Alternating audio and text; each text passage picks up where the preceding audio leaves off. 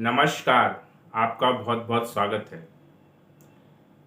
आज का विषय जो है राहु केतु की अंतर्दशा के संबंध में है। जैसे कि आप जानते हैं कि कुंडली में हर भाव कुछ ना कुछ कहता है, कुछ ना कुछ प्रॉमिस करता है कोई ग्रह आपको देने का, चाहे वो आपकी एजुकेशन से संबंधित हो, चाहे वो आपकी मैरिज से संबंधित हो, चाहे आपके वो कैरियर से संबंधित हो, चाहे आपके रिलेशनशिप से संबंधित हो, चाहे आपकी लव लाइफ से संबंधित हो, चाहे आपके मनी इकोनॉमिक्स से संबंधित हो, चाहे वो आपके बल के बारे में हो। यानी कि कुंडली में हर एक भाव, हर ग्रह जो है आपको कुछ ना कुछ प्रॉमिस करता है, लेकिन वो हर समय तो प्राप्त नहीं होता। शादी तो ये तो है नहीं बचपन में ही शादी हो जाए किसी की पैदा होते ही, या फिर एजुकेशन का भी एक टाइम होता है कि भाई 3 साल का बच्चा हो गया तो अब पढ़ाई के लिए जाएगा। तो उस समय के हिसाब से आपकी कौन सी दशा चल रही है, वही दशा आपका निर्धारण करती है कि आपको उस समय वो अच्छा फल मिलेगा या नहीं।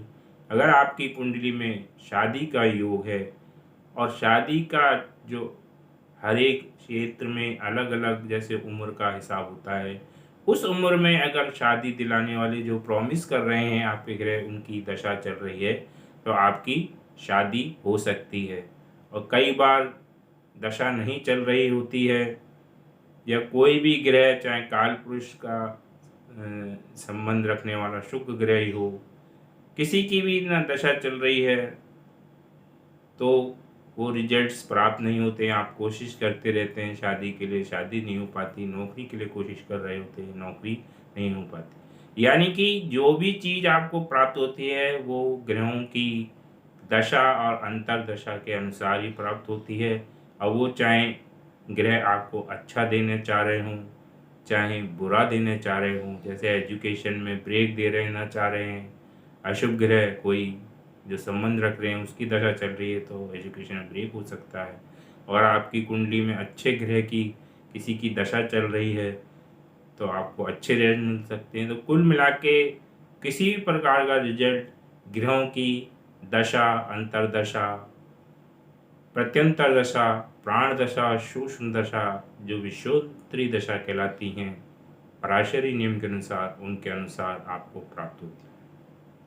लेकिन इन 5 दिशाओं में सबसे ज़्यादा इम्पोर्टेंस अंतर्दशा की होती है, क्योंकि महादशा में जो ग्रह आता है वो काफ़ी टाइम के लिए आता है। क्योंकि जैसे शुक्र की 20 साल की होती है, मिनिमम सूर्य की भी 6 वर्ष की होती है, चंद्रमा की 10 साल की होती है, राहु की 18 साल की होती है। तो इस तरीके से 20 साल तक अगर शुक्र की दशा आ रही है और आपका शुक्र अच्छा, तो ऐसा तो है नहीं कि 20 साल तक आपके मज़े ही मज़े रहेंगे, कहीं ना कहीं दिक्कत आएगी। तो जो मेन जो इफेक्ट डालता है रिजल्ट्स में, वो अंतर्दशा में जो ग्रह आता है उसका प्रभाव पड़ता है। और काफ़ी हद तक प्रत्यांतर का भी पड़ता है, लेकिन प्रत्यांतर भी बहुत कम समय के लिए ही आती है, महीनों में आती है। अंतर्दशा फिर भी किसी भी ग्रह की लगभग 1 साल तक तो रहती ही है। तो अंतर्दशा का बहुत ज़्यादा प्रभाव पड़ता है। तो ऐसे में अगर जिसको सबसे ज़्यादा खराब ग्रह की संज्ञा लोग कहते हैं राहु केतु, राहु केतु, और शनि को भी लपेट लेते हैं साथ में, कि उनकी दशा आ गई तो क्या फल मिलेगा। और ख़ास तौर से अंतर्दशा आ गई, जैसे मैंने कहा कि महादशा नाथ का तो प्रभाव पूरी दशा में ही रहेगा, जितनी भी ग्रहों की अंतर्दशा आएगी। लेकिन महादशा नाथ का जो रिजल्ट्स होता है वो अपने सहधर्मी ग्रहों की दशा के आधार पे ही मिलेगा, लेकिन अंतर्दशा अपना स्वतंत्र रिजल्ट्स देते हैं। तो उसके बारे में जानना बहुत ज़रूरी है। तो राहु केतु जनरली आपको पता है, महादशा में तो राहु 18 साल के लिए और केतु 7 वर्ष के लिए आते हैं और गोचर में 18 महीने में एक राशि परिवर्तन करते हैं। लेकिन अंतरदशा में ग्रहों की महादशा की वो एज के हिसाब से, जैसे कि 20 साल का है तो उसमें ज़्यादा टाइम तक उसकी अंतरदशा रहेगी, या सूर्य 6 साल का है तो उसमें कम समय तक अंतरदशा रहेगी। लेकिन अंतरदशा का ही मेन वर्तमान में जो भी रिजल्ट आपको मिलता है नॉर्मली अंतरदशा का ही मिलता है। तो आज हम बात कर लेते हैं राहु केतु का अंतरदशा में क्या फल मिलेगा। तो इसको ज्ञात करने के लिए सबसे पहले अगर आपको दशा अंतरदशा चेक करनी है तो आप 2 ग्रुप ग्रहों के आप बना सकते हैं। पहले में आप सूर्य को रखिए, चंद्रमा को रखिए, मंगल, गुरु और उसके साथ केतु।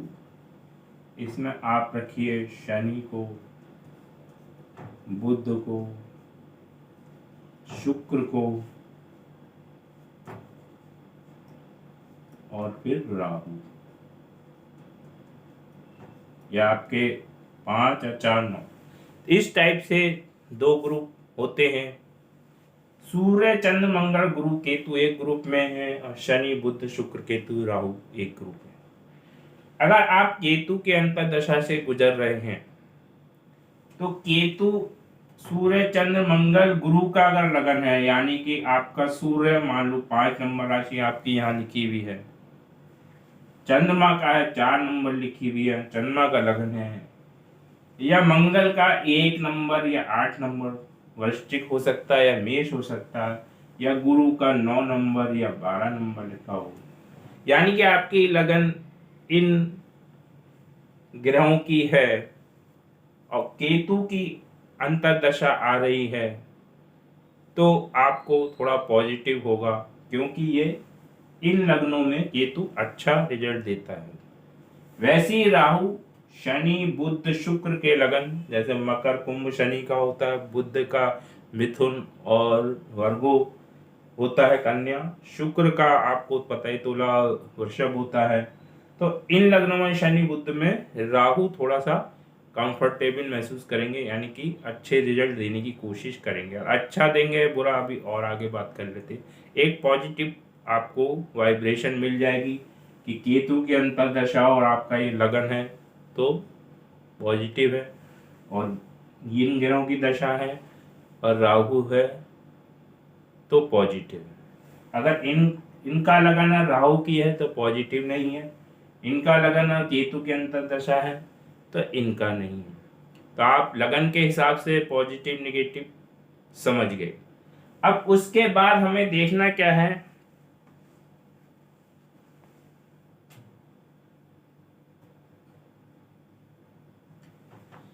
मान लो पहले पॉजिटिव वाले की बात कर लेते हैं। मान लो सूर्य आपका यहां बैठा है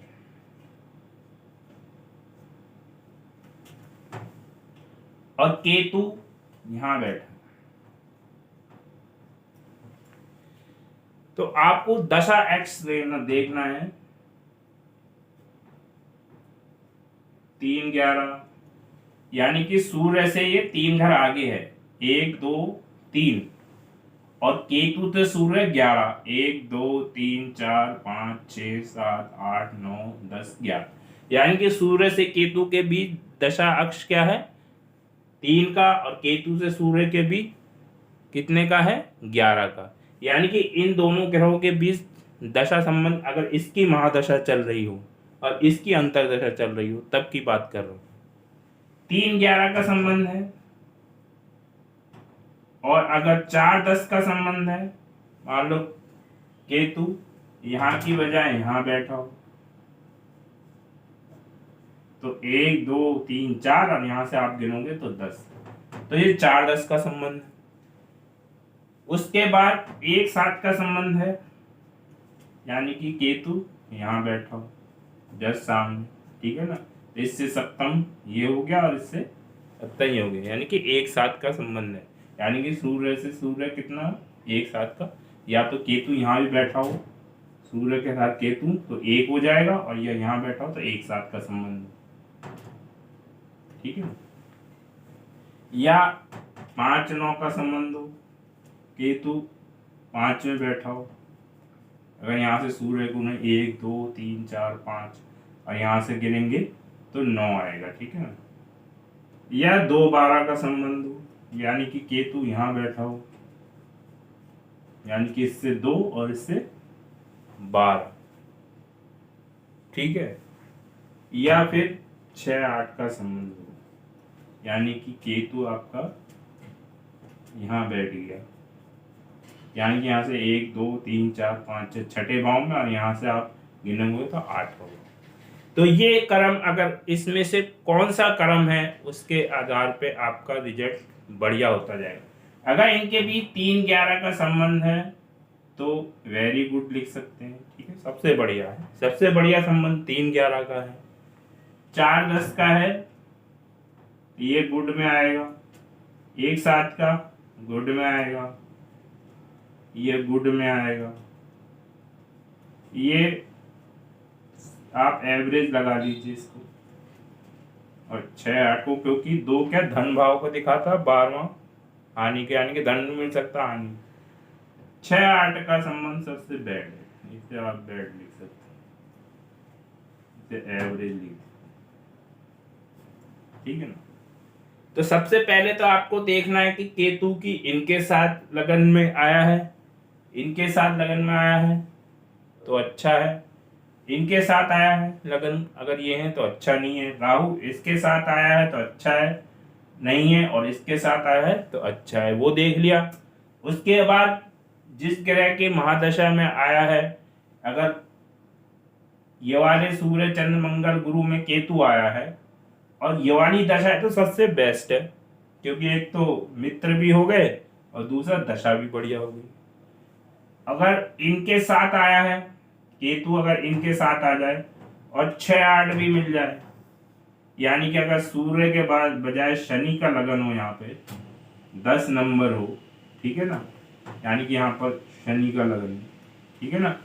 तो अगर लगन जो है शनि का आ गया तो एक तो निगेटिव पॉइंट ये हो ही गया। उसके अलावा इनके बीच 6-8 का संबंध बन जाए, मान लो शनि 1 2 3 शनि यहाँ बैठ जाए, तो शनि से ये 8वां और केतु से शनि 6ठा, तो एक तो ये मित्र भी नहीं है और दशा भी इनकी जो वो है एक्सिस वो भी अच्छा नहीं है, तो ये 2 निगेटिव पॉइंट हो जाएंगे। अब ये तो परिस्थितियों के अनुसार हुआ, यानी कि जैसे आप ये मान के चलिए कोई आदमी नौकरी करने जाता है तो वहाँ जिस कंपनी में जाता है तो उसको जो बॉस मिला वो उसका मतलब सपोर्ट करता है या उसके साथ अच्छा व्यवहार करता है, जैसे कि ये इनके साथ अच्छा व्यवहार करे या ये इनके साथ, तो एक पॉजिटिव पॉइंट नौकरी करने में आपको मिल जाएगा। दूसरा 3-11 का संबंध, 4-10 का संबंध, यानी कि आपके कर्मचारी या बॉस से संबंध भी बहुत अच्छे हो जाएं, एक दूसरे की बातों को समझे या वो करें, एप्रिशिएट करें, तो यानी कि वातावरण भी अच्छा है, बॉस भी अच्छा है, मतलब पूरी कंपनी का वातावरण अच्छा है, एक दूसरे से कोऑपरेट करते हैं और वो भी करते हैं। लेकिन रिजल्ट केवल इतनों से तो नहीं आएगा, क्या बॉस भी अच्छा है, कर्मचारी भी अच्छे हैं, कंपनी का माहौल भी अच्छा है, रिजल्ट क्या आएगा, आप जो नौकरी करने गए हैं आपकी एबिलिटी पे आएगा, और आपकी एबिलिटी ही रिजल्ट्स लाएगी, ये केवल सपोर्ट करेगी। और एबिलिटी क्या होगी, आपने क्या कर रखा है, आप में क्या टैलेंट है, आपके लोगों से क्या संबंध है, बड़े बड़े लोगों से लिंक है जहां आपका काम पड़ता है, जिससे काम आपका आसानी से हो जाए।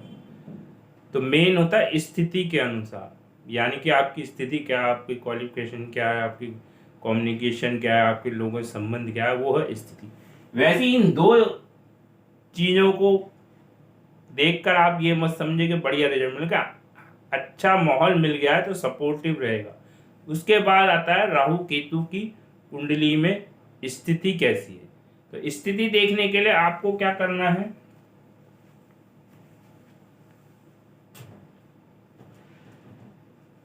राहु केतु के बारे में कहा जाता है, राहु केतु जिस भी भाव में बैठते हैं, उस भाव में जो राशि होती है,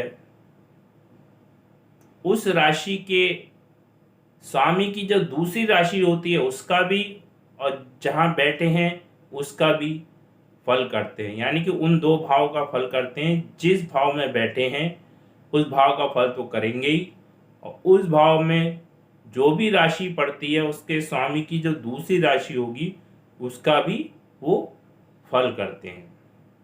तो आपको दो भाव के, अगर वो सूर्य और चंद्रमा के अलावा अन्य ग्रहों की राशि में बैठे हैं तो वो दो भाव का फल करेंगे। अगर सूर्य चंद्रमा की राशि में बैठे हैं कर्क या सिंह में, तब तो उसी भाव का फल करेंगे, उसकी दूसरी राशि होती नहीं है। तो अगर ये भाव केंद्र और त्रिकोण में पड़ते हों तो ये केंद्र त्रिकोण के स्वामी की तरह फल करेंगे, यानी कि उस केंद्र त्रिकोण के भाव का फल करेंगे, चाहे उसका स्वामी करे या ना करे, लेकिन वो अवश्य करेंगे। मान लो अगर वो त्रिकोण में बैठे हैं, पंचम में बैठे हैं, तो पंचमेश बन जाएंगे, उसके पंचम के भाव के रिजल्ट्स करेंगे। वैसे ही नवम में बैठ जाएंगे तो उस भाव से जो भी चीज मिलता है, धर्म, पिता, वो सब उसका भाव का फल करेंगे। 10वें में बैठ जाएंगे तो आपके कैरियर का जो भी कार्य है वो करेंगे। तो आप खुद ही समझ सकते हैं कि केंद्र और त्रिकोण में बैठेंगे तो, क्योंकि ये अच्छे, केंद्र और त्रिकोण को अच्छा माना जाता है, तो केंद्र त्रिकोण में बैठेंगे तो ये अच्छा रिजल्ट देंगे, क्योंकि उस भाव के स्वामी की तरह काम कर लेंगे। क्योंकि ये स्मोकी ग्रह हैं, छाया ग्रह हैं, तो उसका उस भाव पे पूरा इनका आधिपत्य जमा लेते हैं और उस भाव के फल स्वयं करने लगते हैं स्वामी की तरह। अभी आप ये मत समझिए कि उसका जो स्वामी है उसकी तरह भी कार्य करेंगे, केवल उस भाव का कार्य करेंगे, उस भाव के स्वामी की तरह कार्य नहीं करेंगे। कार्य वो अपने स्वभाव के अनुसार ही करेंगे। जैसे राहु का अचानक से फल देना का स्वभाव है, बाहुबली बनाने का स्वभाव, अपने कारक तत्व जो उसके नेचुरल है वो भी देंगे और जो उनकी प्रवृत्ति है वो भी देंगे, लेकिन उस भाव से संबंधित देंगे। अब मान लो जैसे राहु यहाँ बैठा हो, यहाँ बैठा हो, यहाँ बैठा हो, यहाँ बैठा हो, यहाँ बैठा हो, यानी कि केंद्र के भाव हो गए तो अच्छा फल देंगे। यहाँ भी अच्छा फल देंगे, लेकिन यहाँ थोड़ा सा पत्नी से संबंधित कुछ दिक्कत दे सकते हैं, अगर और ग्रहों का भी इस पर गलत प्रभाव पड़ा तो। ठीक है, वैसे नॉर्मली राहु केतु सप्तम में खराब नहीं करेंगे, लेकिन राहु क्या कहते हैं, सेपरेटिव इफेक्ट देता है, और केतु जो है मंगल की तरह लड़ाई झगड़े देता।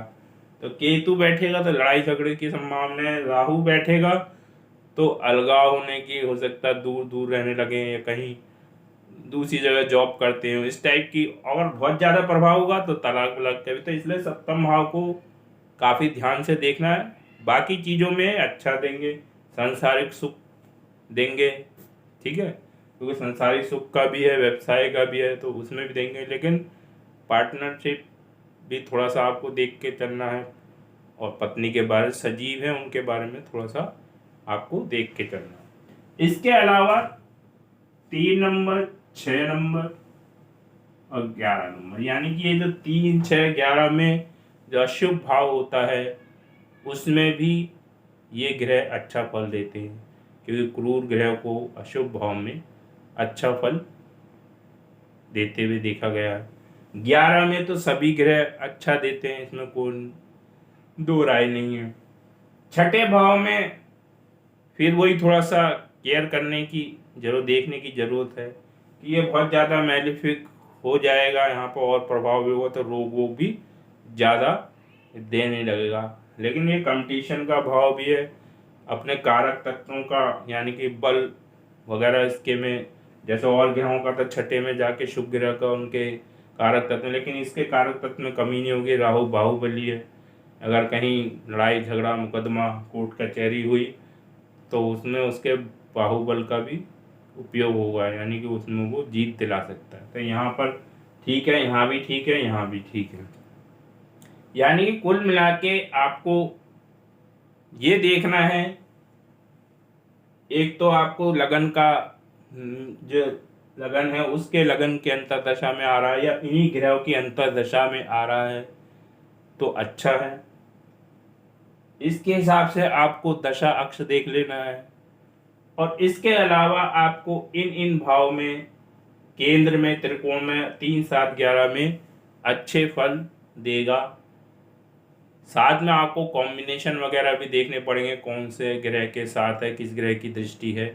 लेकिन ये मोटे मोटे तौर पे आपको ये देखना हो कि अच्छा है या बुरा है, तो आप इस तरीके से देख सकते हैं। तो इस वीडियो में इतना ही। धन्यवाद।